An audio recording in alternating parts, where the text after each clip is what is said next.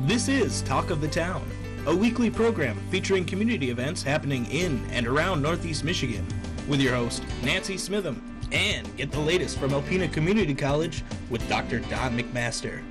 And now, today's Talk of the Town. Good morning and welcome to Talk of the Town. My first two guests today are both from the Downtown Development Authority. I have Ann Gentry and Kingsley Kraft. Good morning and welcome. Thank you. Thank you. Now, Ann, you brought Kingsley with you today, and she's a very brave soul. Today is her first day as an intern for the Downtown Development Authority. So what kind of things do you expect she's going to be doing? So this is the first time that we're offering an internship position, and we're so excited to have Kingsley a part of our team for this summer. So the intent of the position is to not only have someone learn a little bit more about how DDAs operate, but also to help us along with some projects that we've been working on. So the field that Kingsley will be specializing in is urban design, green spaces, anything that relates to how people, come to the downtown, experience the downtown, and especially with its, natural and built environment that we have. Well, Kingsley, first of all, welcome to the DDA. Thank you. I'm sure you've got great leadership, and it's going to be really fun and a worthwhile experience for you. And of course, we in Alpena, we all love Alpena and we love the downtown. We know it's a very vital part of our community. And the downtowns in the past have been up and down and up and down, and it's all changing. How do you see the downtown now? I think it's really doing really well and really growing and building a really great community. I love going downtown now and seeing all the different coffee shops and stuff. I grew up here. So I just do remember being really little and wishing I could live in one of the apartments above any of the And now it's a reality. places. Yeah, absolutely. All right, great. Well, and the DDA does so many wonderful events downtown. I mean, there's something happening year-round. It used to be something in the summertime, there'd be a couple of events and that would be it. Now there's so many things going on. What kind of things are you interested in participating in? I am really interested in helping create other events and stuff too. I really love event planning and things like that. I remember when I was little coming downtown and having the big block parties where there was music and ice cream trucks and food trucks and demonstrations with cheerleaders and stuff like that. And I think it'd be really cool to do more stuff with things like that.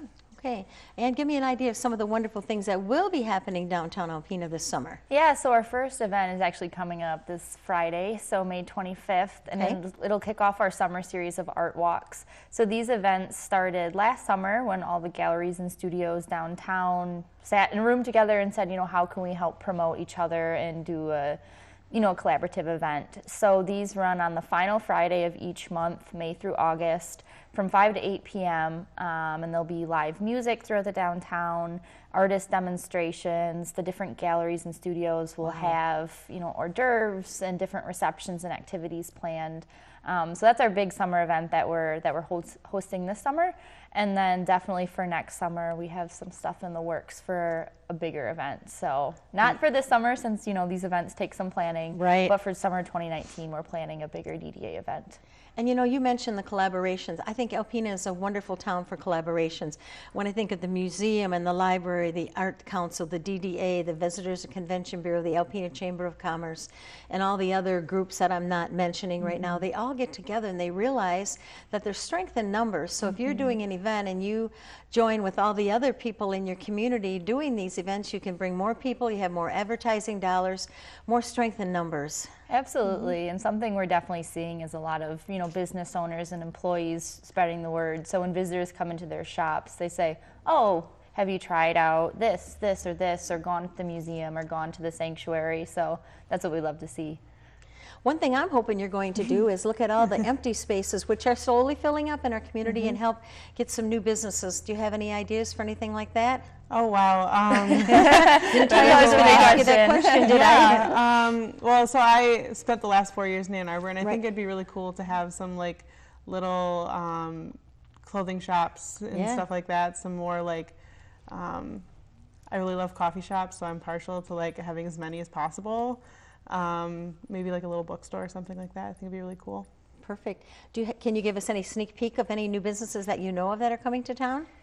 There's a few that are happening, and you'll see, some of the construction happening on those buildings. So the Hallmark building is in the process of being renovated right now. There's been a group that has purchased it and is opening a business. Yay. The marketplace has a new owner, so I know that they're planning on opening hopefully within the next few months in time for summer.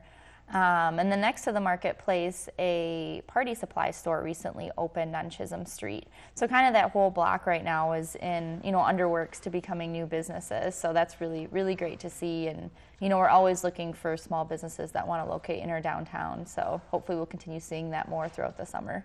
So how do people get involved in the DTA if they're a business in the downtown area? So definitely, stop in and say hi in the office. I try to make my rounds frequently to check in with everyone. But, I'm always here as a resource. And now that we have Kingsley too, there'll be more people in the office. So if I'm out, they can chat with us. But definitely, stop in, say hi, and, we can, share more about vacant properties if people want to locate in the downtown, as well as any incentives or grants that we might know of that could fit the purpose of who wants to open. And Alpena is so unique with the harbor so close by and all the little pocket parks around town. It's so wonderful in the summer to see people playing basketball and see people sitting at the picnic tables in the parks. And I would just like to encourage people to get out and enjoy the summer in downtown, because there are so many wonderful businesses and things to do. And just stop by, and even if you don't want to buy, just stop by and say, hey, hi, how are you doing? And thanks for being in our community. Yeah, absolutely. And that's something that, personally I'm hoping Kingsley will work on this summer is, taking some of these spaces and encouraging people to, come and sit and enjoy. So whether that's, making new parks or sprucing up the ones we currently have, that'll be something that Kingsley will be working on for sure. Okay, and if someone's interested and has said, hey, I have some great ideas and would like to help out for volunteers, how would they contact you for volunteers? So they can definitely stop in the DDA office. As I mentioned, 124 East Chisholm is our address, or connect with us on Facebook, just on Downtown Alpena, or by calling 356-6422 is 3 different ways to stay in touch. So Kingsley, I always see Ann walking around downtown, so now I'll have to start looking for you. Yep, you'll definitely see me around. Cool. So do you have any personal goals set for yourself? Oh, wow, yeah. I mostly am just really looking to grow some more, to learn more and further come out of my shell and really build more relationships and stuff around town and really help support and build community. Okay. And I know last year we had the big brewery thing downtown. Is that going to be happening this year again? Yeah, so a lot of our festivals are already being planned for this year and advertised. So I know Fresh Palette is planning their Sunrise Suds tap takeover towards the end of September, as well as, they have seems like events almost every weekend for the summer. So definitely, check them out. The Alpena Book Festival is this fall again, as well as, Thunder Bay Winery's Harvest Festival combined with Austin Brothers anniversary party. So yeah, definitely, check out some of these pages, and, there's always, in my opinion, too many events to go to that you can't make them all. So anyone that says there's not enough to do is probably not looking in the right places. So we're excited. I want to thank both of you very much, and I'm so glad that you're in charge of what goes on in downtown Alpena, because I know everything will be a success. And once again, welcome aboard. Thank you so much. Thank you. I'll be right back following these messages. Good morning and welcome to Talk of the Town. I'm Nancy Smitham. My first guest today is Jackie Krofcheck, who is the president and CEO of the Alpena Chamber of Commerce. Good morning, Jackie. Hi, Nancy. Good to have you here, and I see you everywhere. I see you in the newspaper. You're doing everything. I think that our chamber is on the forefront more than ever out there. And one of the things we want people to know about the chamber is it spearheads the fireworks campaign, but we do not pay for it. It's nothing that we do. It's for the people of our community. Yes, so the 4th of July fireworks has kind of been a difficult, challenging thing for us for the last many years, actually, when we had major funders that backed out. So then it just came down to the chamber doing the fundraising solely.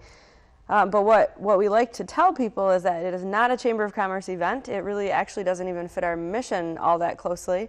But we will continue to do the fundraising for the foreseeable future. But it's really up to the people who watch the fireworks and who understand the value of the 4th of July to our community to step forward and help with the fundraising. So we want to get as many people as possible to donate. Any amount is accepted. And the fireworks show will only be as good as the community makes it. And Jackie, if every person that goes to the fireworks gave $1, think of what spectacular fireworks we would have. I know, and it's frustrating for us actually when we go out and we stand in front of the stores for the Saturdays that we spend there, or in front of different banks and credit unions, or all over the place trying to collect donations or sell the bracelets, and we get people that say, oh, well, someone else will pay for it, or, oh, I don't really watch it, but, you know, my family does. And it's like, well, we need everybody to step up and give that $1 or $2 or $5 or whatever it is, because that's how we make it successful. And you know, I buy a bracelet every year, and I guarantee you I don't go to the fireworks. There's too many people for me, but I realize how important it is to other people in our community. And I know that when people are here visiting, it gives them a reason to come to town. If there's no fireworks, you don't think, well, maybe we'll stay home for the 4th of July. So I know it benefits our entire community. It absolutely does. And we think about, so some year that we either step away from doing it or we don't meet our goal, we think about what the reaction will be that year, and we know that people will be very upset. So we try to just tell people that we need everybody to step forward, and there is really no organization waiting in the wings to fill that gap. It really comes down to that last dollar donation, that last $5 donations. And you know, the bracelets, like you mentioned, are a great way to help support it. It's a $5 donation for the bracelet. There's prizes associated with it, but donations of any size, again, are accepted and very much appreciated. Okay, so that's just one of the many things going on. Now, you just finished a leader cast. How did that go? We did. It went really well. So we changed location this year. We held it at the Thunder Bay National Marine Sanctuary. We had a fairly full room, which was great to see, and the speakers were wonderful. I was looking over the survey results that we sent to participants. It was a 9.6 out of 10 as far as whether or not they'd recommend it to someone else. So very positive event. It was our 8th annual, so it's something that we love to host and brings a whole lot of value to those who attend. Now, you're having another one coming up in the fall. Yes, so later in October, we have the LeaderCast Women event, which is not only for women to attend, but it's all women speakers. Okay. So anybody can attend it. And then again, we'll do our 9th annual LeaderCast event on May 10th of next year. Okay. Now, I know another important thing coming up that does fit your mission statement is elections. How does the Chamber get involved in elections? Yeah, so chambers are all very different. So the saying is, you've seen one chamber, you've seen one chamber. So we all do very different things. Some chambers will endorse candidates. We do not endorse candidates, but we do play a pretty big role behind the scenes. So we are working hard right now to recruit candidates. We've got a couple possible school board openings. There may be, we're not sure what's going to happen with city council yet. You know, we also have the state elections that we look at. So we have some resources that we've put together to help people understand the process. If anybody's interested, we can help guide them through that. They can learn how, you know, do you have to get signatures? Do you just pay and sign up and be in the election, and how all of that works? So we can help people through that process. And it benefits us to have someone whose personal mission statement is to support chambers too. Well, absolutely, and we always look for candidates who are going to be business friendly, because that's who we work for, is our business community. And so we always like to check out the candidates, see what they're all about, do some candidate questionnaires, and really get the word out to help educate our community about who is going to be the best candidate for our community. And you know, Jackie, we just finished another Good Morning Alpena.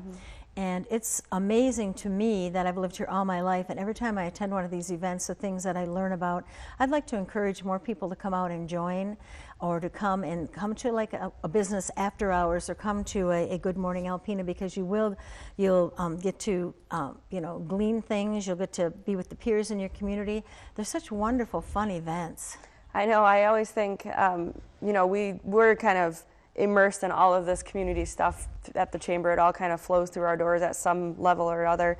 And so I attend these events, and we even put the program together, and I still learn something at every single one of them. So I do encourage people to get out and learn about what's in the community. And when someone says, you know, I don't know what's going on, or I didn't know about that, I can look at the registration for these things and say, well, you know, you're not attending anything. I don't expect you to know if you're not attending. So all of these events are a great way to just get information on what's going on. And the Chamber website is really excellent. It tells all the events that are coming up, all the locations, the times. And I know the next Good Morning Alpena is a midday one, I believe. We do have a good midday Alpena event coming up in, I couldn't tell you the dates, but coming up, and then we'll have other Good Morning Alpena events as well. And there's many, many opportunities for volunteerism at the Chamber also. Yes, and you know that firsthand because you're an amazing volunteer for us. But we do have several different volunteer opportunities, whether it's on the board, on the Government Relations Committee, through our ambassadors, just through the A-Team, which is actually through the Convention and Visitors Bureau, but we utilize those volunteers all of the time. So there's lots of opportunities to get involved. So there's something for everyone. If you're interested, call 354-4181. I'm always impressed that you remember that. Call 354-4181 and just tell them you're interested in volunteering, and you can tell them what the opportunities are. And you know, they're not stodgy, dull, boring groups. No, they're all fun groups, and you learn so much everywhere you go and everything you do, and then you feel like you're really vested in the community, and you know your voice is being heard. Absolutely. You know, one of the volunteer opportunities right now is to just help us spend a couple hours selling the fireworks bracelets during one of our events. And it's so much fun because you see so many people and you chat with people, and yes. it's actually a lot of fun. So maybe get some challenges going out there, like maybe some offices challenging each other, get all their employees to buy bracelets like they support the United Way, those kind of things? Yeah, oh, we love the challenges. We like to play those up, put them on social media, all that stuff. The challenges are definitely a good time. Okay, we're out of time. I want to thank you very much for being here, and I look forward to hearing that we went over the top of our goal for fireworks. Yes, $22,500. Okay, thank you, Jackie. I'll be right back with some information from Friends Together following these messages. Greetings, everyone. Welcome to Talk of the Town. I'm Dr. Don McMaster. I'm president of Alpena Community College, and I'm pleased to have as our guest this morning Brenda Herman, new executive director of the ACC Foundation. Welcome, Brenda. Thank you, Don, and good morning. And so why don't we tell this is a big deal for ACC, and it's a milestone retirement of longtime director Penny Boldry, who did a wonderful job. We're all excited about having you join us. Why don't you tell the viewers a little bit about yourself? Well, thanks, Don. It's also a really big deal for me as well. I'm very honored to be selected as the next executive director for the ACC Foundation.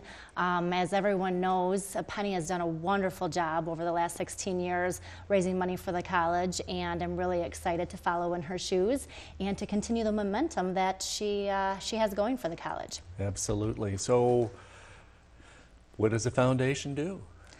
Well, the foundation really supports the initiatives of the college. Wherever the college, sees as its strengths and wants to grow, either programs or facilities or, expansion or growth, it's our job to make sure that the financial resources are there to make that happen. That is a very, very accurate description of what the foundation does. It is an outreach, the college's outreach, formal outreach into the community. Yeah. And a fair amount of fundraising, a lot of scholarship work. We have a lot of scholarships which benefits students a lot, and capital campaign. And right now you're stepping in, and all three of those are going full bore. What's your thoughts? I am really excited, actually, about all of them. It's exciting to be able to jump into a position, kind of both feet, and just get going. In my mind, there's nothing worse than kind of slowly getting into something. So the scholarships, that program really excites me to be able to work with the donors who are donating the money to make the scholarships available, and then also working with those students that are able to have that gift, a gift for their education, to continue that on. So that's very exciting and inspiring. The capital campaign, of course, is very exciting. I'm coming in at a really great time as we're just getting ready to launch to the public, and to be able to work one-on-one with some of the great donors of our community, and with any donors really in our community. Anybody who feels that there's value in ACC, which I can't imagine there's many people that don't feel that it's valuable to our community, but in order for them to show their appreciation and show their support for the organization, and to help make our community continue to grow and be a better place. Very good, and those are all right on point. So you are an ACC grad? I am a proud graduate. Very good. Yeah. And describe, if you would, I'm always curious to hear, how was it for you at ACC, and what kind of things were you able to take from it that benefited you in the long run? Sure. Well, like many high school graduates, I wasn't completely sure what I wanted to do with my life. I knew I was going on to college. I just didn't know what area I wanted to focus on, and ACC was the smart choice for me to stay local, to save some money from going to a big university, and it was a really great experience. I know I've heard many people say this, and it was my experience.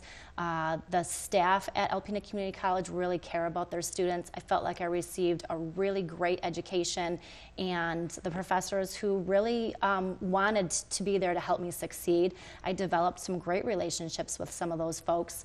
Also, it feels like forever ago, but during my time at ACC, I did become involved in some of the student activities there. I was part of at the time it was called the Student Senate. I'm not sure if it's still there now, but I actually became the president of the Student Senate. We planned student activities Sure. and interacted with the college, and I really enjoyed that part of it. It really was a good time for me. And then I went on to Michigan Technological University, which is also a great school, and finished up my business degree there as well.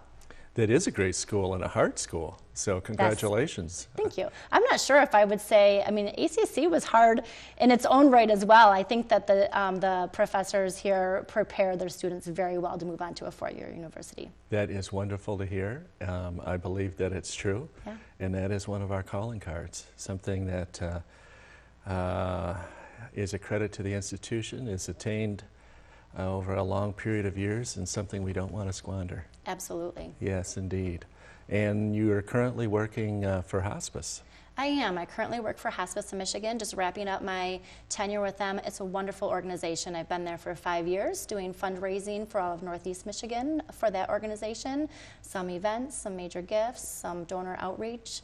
It's been a great position to prepare me well for this new role with the college. Very good. And so you touched on some of the things that are a parallel. Mm-hmm.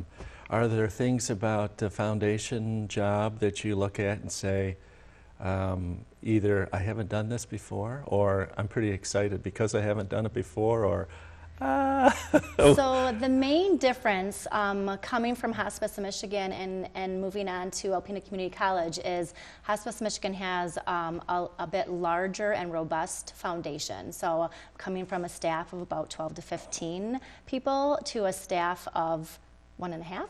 Yeah, at the college. Barb's half-time to you, but yes. that amounts to a full-time person. Well, that's true. I've heard that she can do wonders. I'm excited actually to work with her.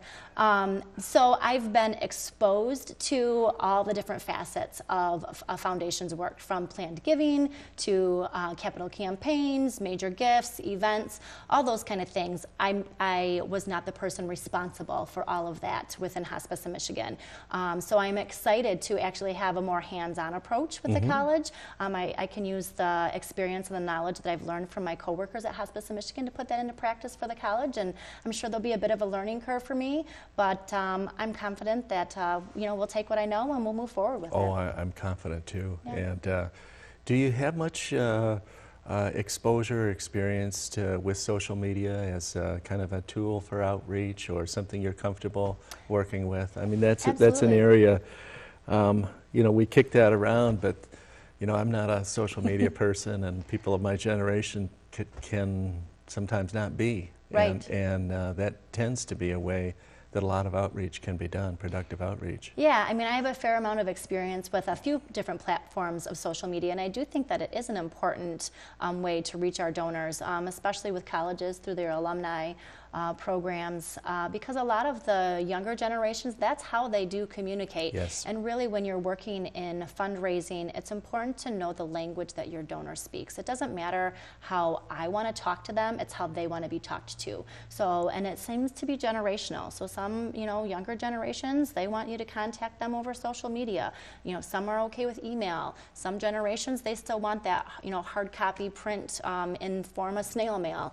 And that's okay. All those forms of communication are okay. You just have to know when's the right time to use which one. So I'm excited to, implement some social media communication with our donors and alumni and test it out and see how it goes. Wonderful. Well, we're looking forward to having you start with us, and welcome aboard. Thank you. Thank you. And thank you, folks, for watching Talk of the Town. We'll see you again next week.